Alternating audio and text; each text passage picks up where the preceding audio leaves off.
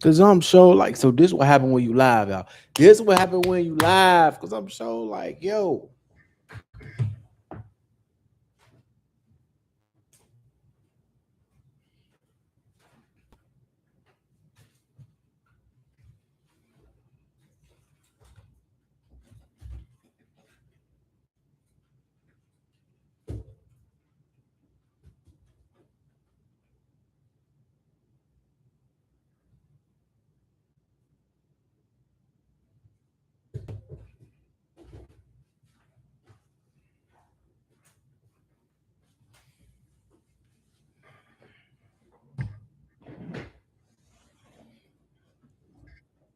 All right, so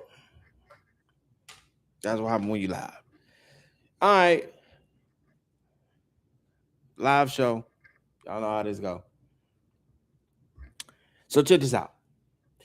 As you already know, this is your boy Marcel. Welcome to my channel. It is Marcel Griffin. I am the wealth mentor, and this is Wealthy Sibling. But we do what, man? We talk about everything about the sun, from entrepreneurship. All this is to help you change your family's money story. We break down investing, business, entrepreneurship, and the financial decisions that can help us create generational wealth. Like, that's really what we do here. If you don't know, I'm your host, Marcelius Griffin, known as Marcel, the Wealth Mentor. And today we're gonna be talking about financial infrastructures, especially for the Black family, Black led tech funds, and how they're helping to create $150 million towards home ownership and home reservation loans. Historically, there was a 1.27 billion merger in that, and then there's an initiative that wants to help 100,000 HBCU students graduate, right, with funded investment accounts. That is amazing. You already know we out here. As you know, I made money today, so I'm gonna look like money today. And you're not always gonna, like, the truth of the matter is, here's one thing that I really want to tell you now. You are not finna see me in polos all the time. You gonna see me in jewelry. Because I will express you're gonna see every facet of myself, right? I don't believe that getting to the money has a particular look, and even being an eight-figure professional necessarily has a particular look. Because I think what tailors people for people is, do you stay professional? Do you stay on your business however you dressed? Straight like that. But before we get into all the major stories and all that, we got to shout out our partnerships, man. First and foremost, if you're working on building and improving your credit, check out Kickoff. I love the Kickoff service. You can, they will help you create dispute letters. It will help you create and found trade lines to boost your credit to report to all three of the credit bureaus. I love Kickoff, and it truly is a kickoff to a better financial future. No matter where you are starting, if you have the lowest of credit scores, do not worry. They're going to kick you off on the right start, man. Click the link. It will be in the description. Shout out to our partners at Kickoff, man. And the favorite platform that we always talk about, Robinhood. So you got to refer a friend and refer a friend if you really want to grow generational wealth. So and especially when we talk about the plays, whenever you see me pull up the plays on the show, if you're watching on the YouTube, hit the subscribe button. But in general, like that's the Robinhood legend. I love the Robinhood platform for its simplicity. I really, really rock with them the long way. Their custodial accounts, their joint accounts for couples. I do believe couples should start building generational wealth. So yeah, open you up your brokerage account, man. Start investing today. Start learning how to trade tomorrow. All right. And then lastly, shout out to our partners and Monarch, right? So having a monarch or being a monarch means that you are leaving a legacy.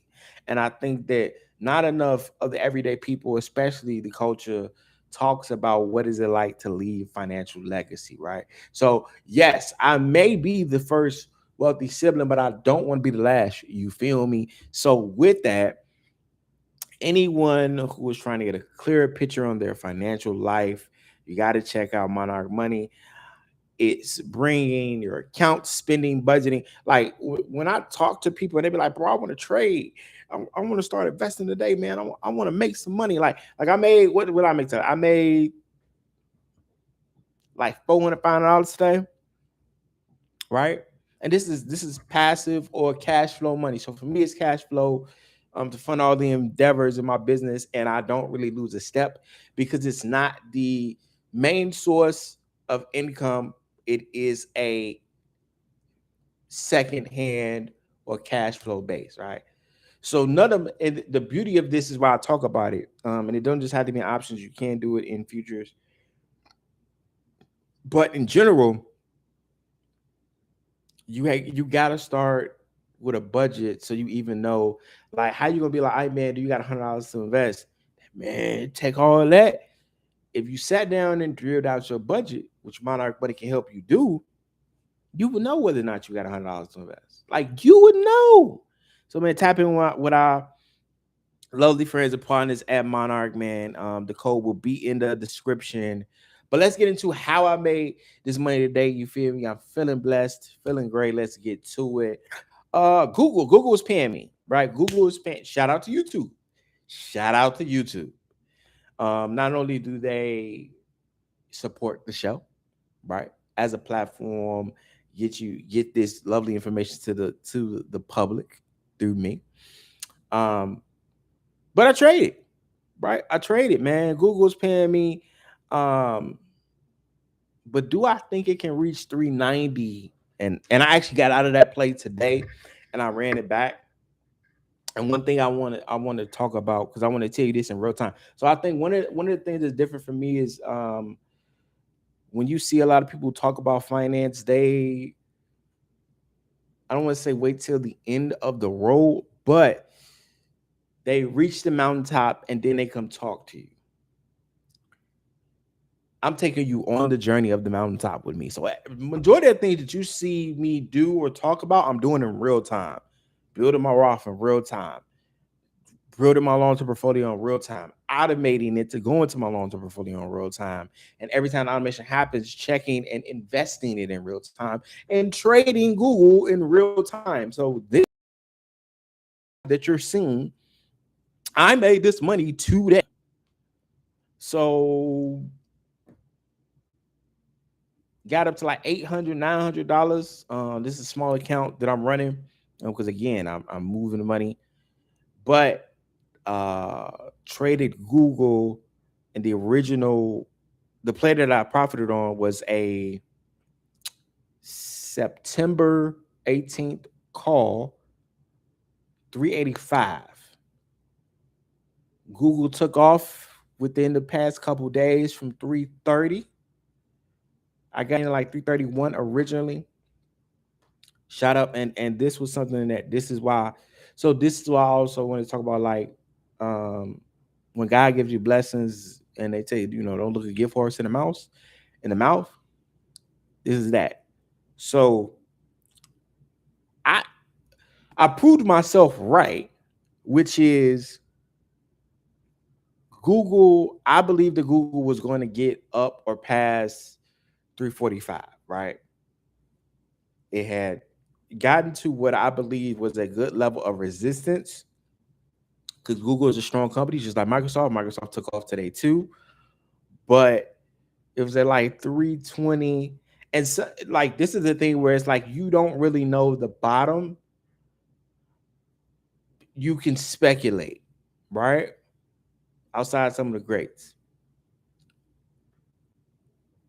Now, there's speculation that Google could have went lower, but I'm like, all right, 320.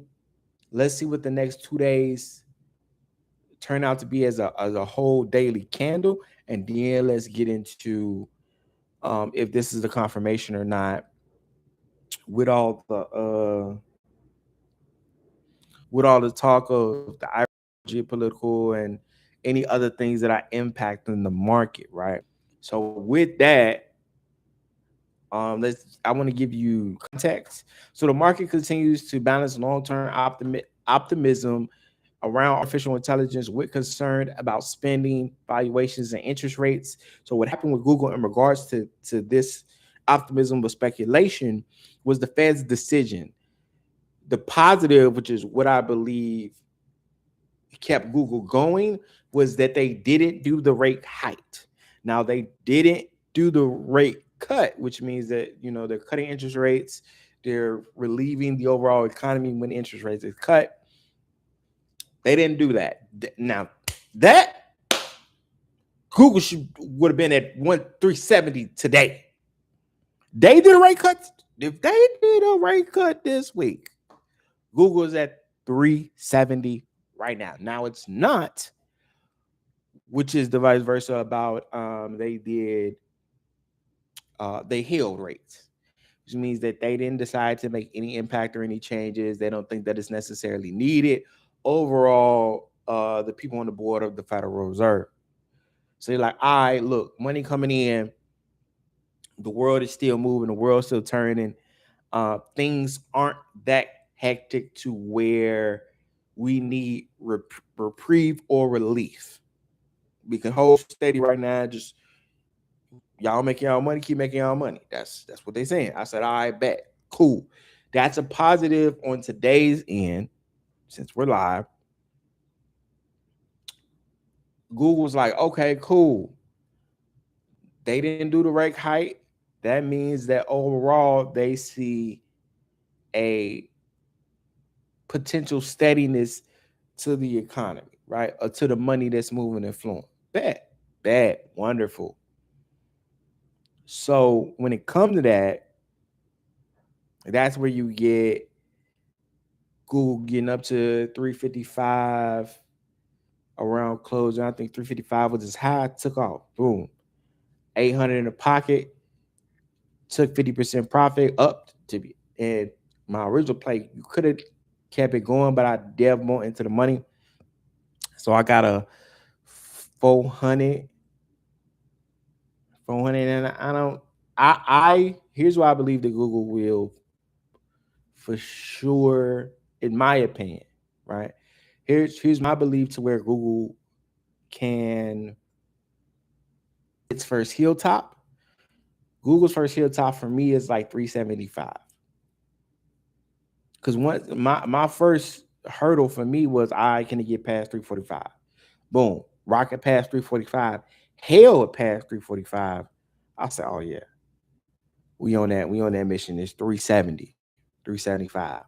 Bad. And it ain't even the beginning of August. Now,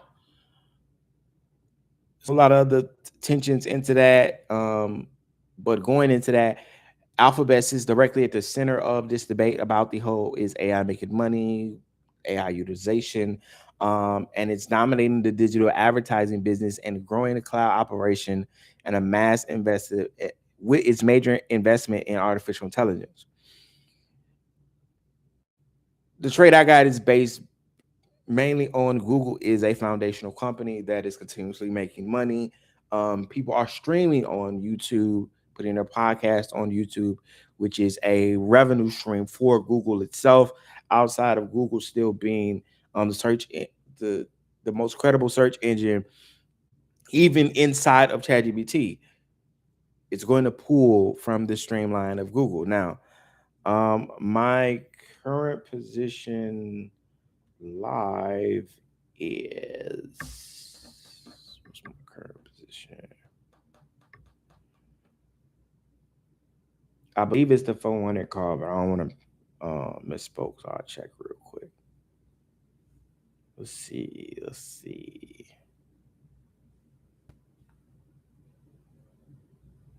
Yeah, it's a 400 call. So mine is a 400 call. I think my break even is like 4.2.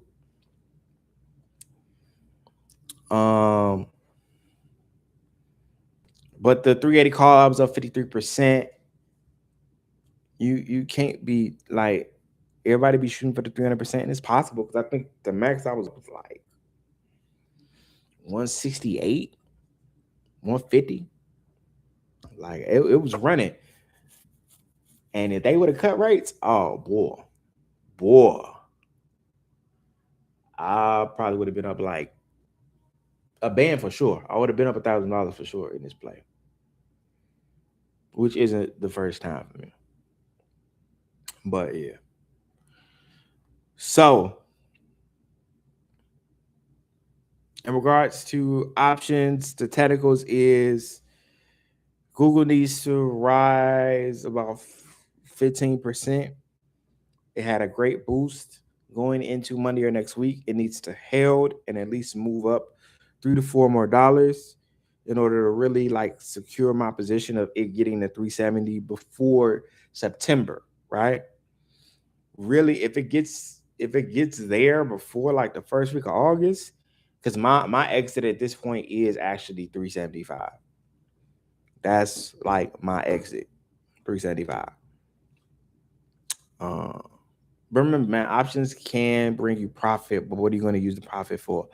I'm using the profit that I make and create from options, that is my cash flow, to push and impact my community through the sponsorship, which is live. So whenever you do see this, if you are in the Chicagoland area, the Midwest area, and you are looking for a financial conference in August that you can go to, maybe you can't travel down south. It's all right. I got a place for you and I got a space for you, especially if you a teen, high school senior, a young adult that's transitioning and you are trying to find a way to pay your bills, find a way to gain a skill, find a window and glimpse into the entrepreneurial world to say, is this really for me? Man, can I meet millionaires? Can I meet owners of billion-dollar companies? Who knows the biggest in the world, who collabs and build partnerships with the biggest in the world? It's called the Economics Wealth Summit. And because you know me, the Wealth Mentor, you have the opportunity to go for free. Yes, go for free. You don't need to pay for the ticket. I will meet you Saturday. You will pull up on me. We will enjoy the day. Only thing that you really got to do is fill out the form. So you fill out the form. We're taking a playbook out of Streaming You. We're gonna make it, Wealth University. Just fill out the Google form, submit the video so I can actually personally review it, but also tag me. Make it public. Let everybody know that you want. Tag Ross. Tag Ross Mack. Let him know that you want to come to the Wealth Summit. I'm so serious. Tell him why you tell me that you want to come to the Wealth Summit, bro. That you've been thinking, striving, and dreaming of the possibility of becoming an investor, but you just didn't know where to start. And you see all of the greats through the computer screen, through your phone, but now they're going to be sitting right in front of you to the point where you can ask them direct questions. People that you want to meet, you can ask them direct questions. If you ever been in real estate and you said, man, how do I become a real estate mogul? You can ask 9 to million right in front of you. There's like 5 feet away. Only thing you got to do is tell me why. Tell me why do you want this opportunity? Tell me why you want to go to the Wealth Summit. I'm all for opportunity. I am one of the mentors that is the king of, hey, I will put this opportunity in your face to prove to me you want it. Because I believe that God blesses those with opportunities to change their life. Straight like that. But we're talking for a minute. So let's get into the other great topics. Now our bearish case for Google's. I do want to talk about this just as a person who's an investor, who's a trader. Before we move on to the topics, there's always going to be a bearish case. It's just, are they checking off the boxes that will create this bearish scenario? The bearish scenario for Google is that by gaining more than 15%, Met expiration is possible, but it's not guaranteed. It needs to move. But the AI spending, and if that is an improver saying that we're making money from spending all this money on AI, that's going to be lead to consolidation and possibly a reversal into bearish territory. Search competition, the regulatory risk, time decay. I don't have as much time as I want, but I'm closer in the money. So for me being closer in the money, as long as it gets to 375 money overall, is it going to be my home run? No, might be like second base, double base set back. I'm okay with that because there's always going to be plays in the market. There's always I'm growing this account to flush out and create cash flow to build a better community, right? To build a platform, to build a space, to build a place to where you and us and we can create as a wealthy family, as a wealthy sibling, because I want to help create and build a foundation and be a part of the movement that helps create 1 million wealthy mentees. I say it all the time. I don't need to be the biggest, but I want to be the one that makes an impact. Straight like that.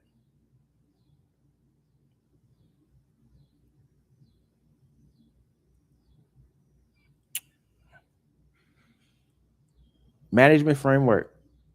This is going to be my last thing. I have a conservative approach. Understand the approach that you want to have. Do you have a conservative approach? Do you have a balanced approach? Do you have an aggressive approach? Are you trying to make money right now and not for a long time? Are you trying to get in profit and take profit? Like you're not here to hit 1,000%. You okay with 100%? You know what I'm saying? You okay with the 75? Cool. Do you have a conservative approach? Where is your this is my solid rule and I'm not shaking from it approach, right?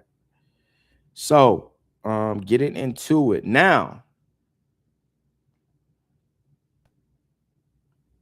Talked about Robert, talked about my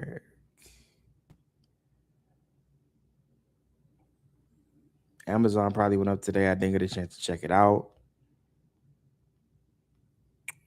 Here we go. All right. So $150 million loan portfolio. Who would have thought that everyday people would come up with that, right? To help close the homeownership gap. So there's people in this world. As long as there's people in this world, there's society that says, hey, you need to live somewhere or people need a roof over their head. Well, TGUC Financial is a Black-led firm financial tech company that connects home ownership with contractors and financial institutions through its home improvement financing platform. The reported 150 million loan portfolio is intended to expand access to renovation property because sometimes like people will say, hey, there's funds, like people will say there's funds for you to renovate the property and it barely covers cosmetic. Like it barely covers you maybe painting all the rooms in the house. Barely covers you painting the outside foundation of the house. It barely covers the small things, maybe replacing the knobs and screws and locks on all the cabinets and doors in the house, right? That's cosmetic work. Some loans barely cover that. Well, this place and this platform, which is TGUC Financial, allows eligible homeowners to seek financing while contractors are offering financing to the customers and receive payment following the project, right? So why does home improvement matter? What does this mean? So home improvement matters. Okay, here we go.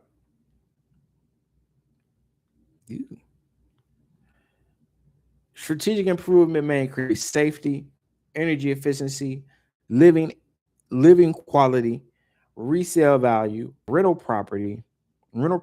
potential, long-term equity, roof replacement, HVAC upgrades, electrical repairs,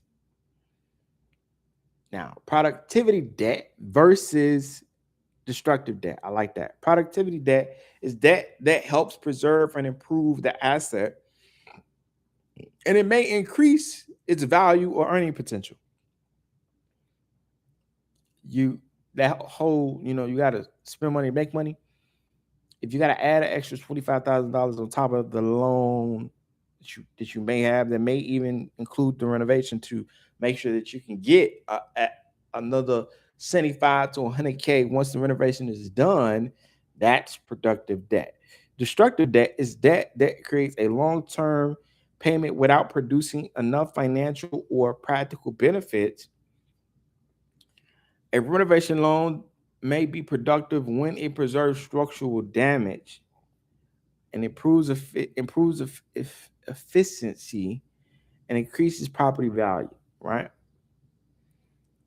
But it may become destructive when the borrower over improves the property and accepts an unfavorable payment loan, right? So let's say, man, they you on the interest and they taxing you on your payment, but you got the renovation done, but you won't be able to pull the money or sell the home to include the value of the renovation before you even got the time to pay the money back. So now the monthly payments kicking your ass. But like it's banging down your back door. Even though you got the renovations done, you can't pull the money out. So there's that. Now, from this play in the loan portfolio, here's what happens. And a lot of people don't assess this, and especially a lot of homeowners don't assess this. The interest rate, the monthly payment, the loan term, the total repayment cost, the prepayment rules, the contractor quality of like who it is you hiring, the project return, and the impact on energy savings. Being approved for a $50,000 loan does not mean borrowing the full $50,000 is financially wise. Just because you got said the loan was said yes to you, don't mean that's you just spend it all up, right? Now with this loan portfolio, just help homeowners, right? They can access to finances, potentially improve their property. Contractors, they're going to receive their money so we can keep the project going. Financial institutions get validated and accredited clients that back the homeowner, and communities, right? Communities benefit because homes are improving. That means neighborhoods are improving. And especially when it comes to culture, neighborhoods need to improve, right? I believe all of that. Now, can a 1.27 billion black-owned bank change access to capital with this merger? So, Optus Financial Corporations and MF Bank Corp announced a planned merger that will combine these two historical black banking institutions. MF Bank was founded in 1907. Optus traces back to 1921, who's subject to regulatory shareholder approval.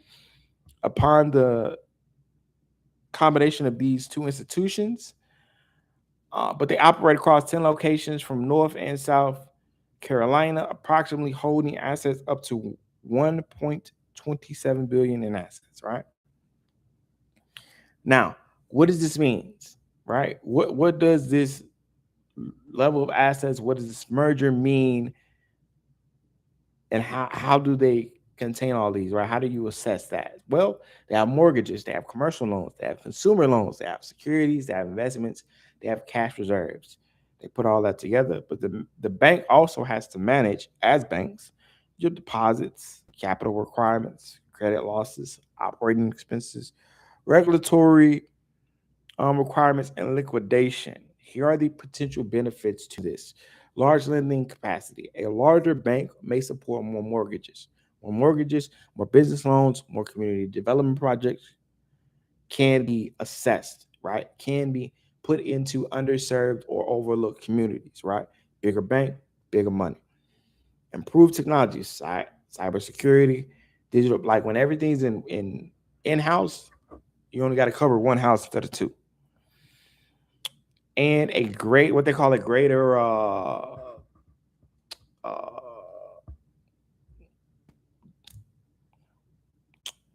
geographic or greater reach. 10 locations across 2 states. Hopefully they branch out to other states. But I think that just even that happening shows that the impact is possible. And I think that when you look at the grand scheme of how many banks do we own, let alone who agree, if we do own them, agree to merger, agree to say we can get more done together than we could ever do apart. They are in and are the field of money, but they're not letting money determine what it is that they want to impact and who they want to impact. They not. They deal with money all day, and they said we're not going to let money get in the way when we can serve 20,000 zip codes that probably need year-round community development. We could be bank to fund that. Let's do it. Now, there's always risk to everything. Um, Integration. And I want to state this because they're gonna be like, well, no one talked about what are the potential risks if we wanted to do it. So I at least want to tell you, as your wealthy sibling. So these are always the potential risks. And I would talk to you just like you, my nephew or my family member. Trying to integrate in a potentially new system, employees, way of life, that whole thing. Um, this may reduce community connection because bigger banks become more corporate and less communal, is a suggestion. Larger credit risk because bigger loans can create bigger losses when underwriting isn't correct, they say. And then scale without impact is a larger institution does not automatically guarantee more lending in underserved communities. I'm not saying that that's what they will do. This is just a depiction, right? But your deposit matters. All that matters. Now, Melanin Money Foundation. Shout out to my brother Carter and shout out to my brother George. The Melanin Money Foundation invested in in invested in you initiative is designed to help HBC students begin their wealth before entering the workforce. The initiative combines financial education, funded investing accounts, career readiness, mentorship, entrepreneur training, scholarships, internship pathways. I love it. Education, equity, and wealth is what they're about. The goal is to move students beyond learning definition and into actual ownership, right? Why do funding accounts matter? The experience. Students can learn how the markets move with their real capital in real time.